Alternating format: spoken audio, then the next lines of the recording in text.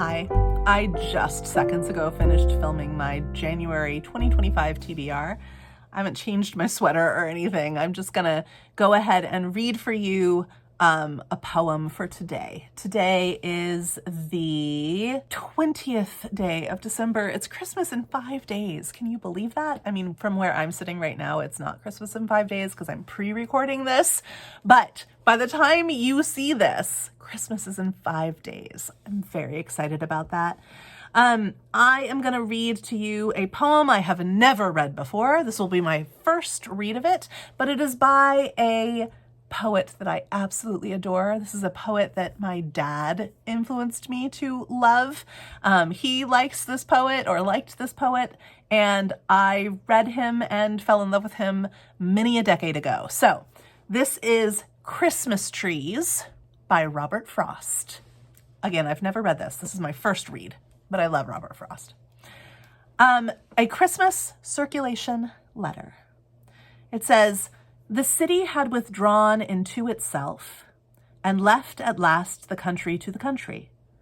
When between whirls of snow not come to lie and whirls of foliage not yet laid, they drove a stranger to our yard who looked the city, yet did in country fashion in that there he sat and waited till he drew us out, a buttoning coats to ask him who he was. He proved to be the city come again, to look for something it had left behind, and could not do without and keep its Christmas. He asked if I would sell my Christmas trees, my woods, the young fir balsams that a place where houses are all our churches and have spires. I hadn't thought of them as Christmas trees.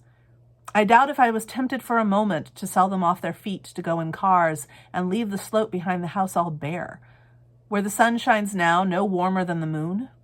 I'd hate to have them know it if I was. Yet more I'd hate to hold my trees except as others hold theirs or refuse for them. Beyond the time of profitable growth, the trial by market everything must come to. I dallied so much with the thought of selling.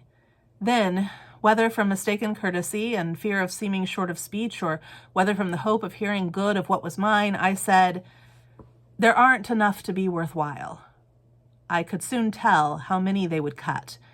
You let me look them over. You could look, but I don't expect I'm going to let you have them. Pasture they spring in, some in clumps too close, that lop each other of boughs, but not a few, quite solitary, and having equal boughs all round the round. The latter he nodded yes to, or paused to say beneath some lovelier one, with a buyer's moderation, that would do. I thought so too, but wasn't there to say so. We climbed the pasture on the south, crossed over, and came down on the north. He said, 1,000. 1,000 Christmas trees? At what a piece? He felt some need of softening that to me. 1,000 trees would come to $30. Then I was certain I had never meant to let him have them. Never show surprise, but $30 seemed so small beside the extent of pasture I should strip. 3 cents, for that was all they figured out a piece. 3 cents, so small beside the dollar friends I should be writing to within the hour, 3 cents so small beside the dollar friends I should be writing to within the hour, would pay in cities for good trees like those. Regular vestry trees, whole Sunday schools could hang enough on to pick off enough. 1,000 Christmas trees I didn't know I had, worth 3 cents more to give away than sell. As may be shown by a simple calculation. Too bad I couldn't lay one in a letter. I can't help wishing I could send you one, and wishing you herewith a Merry Christmas. $30 for 1,000 trees. That he has 1,000 Christmas trees on his land. 1,000 acceptable Christmas trees. That's wild. That's wild. I love that.